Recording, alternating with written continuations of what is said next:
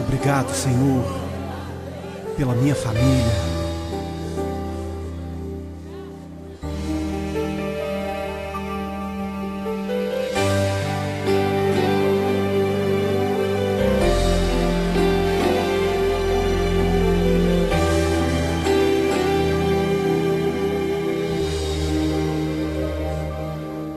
Te agradeço pela minha família e por tua presença no meu lar. Te agradeço pelo pão de cada dia que o Senhor nunca deixou faltar. Te agradeço pela nossa harmonia.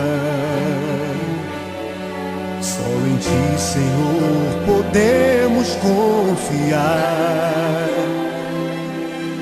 Já te agradeço pelas Tuas maravilhas e os milagres que ainda há de operar. A minha família é bênção do Senhor. Me ensina a tratar minha família com amor. Edifica minha casa para o Teu louvor. A minha família é um presente do Senhor.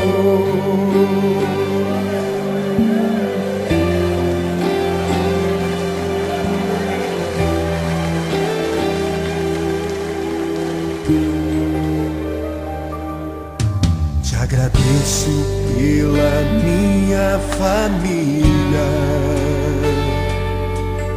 e por Tua presença no meu lar. Te agradeço pelo pão de cada dia que o Senhor nunca deixou faltar.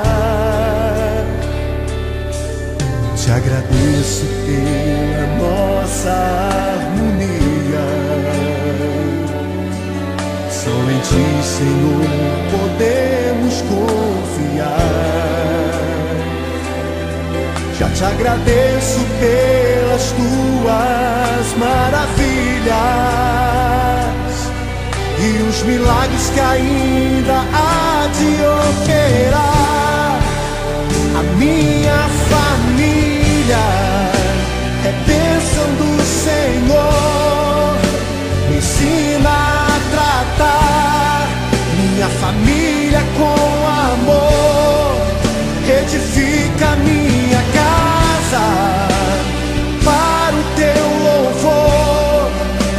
A minha família é um presente do Senhor. A minha família é bênção do Senhor. Me ensina a tratar minha família com amor. Edifica minha casa para o Teu louvor. A minha família é um presente do Senhor. A minha família é bênção do Senhor. Eu convido você a dar um abraço nessa pessoa que você tanto ama. E se você não está perto dessa pessoa, liga para ela, diga: eu te amo, você é muito importante para mim.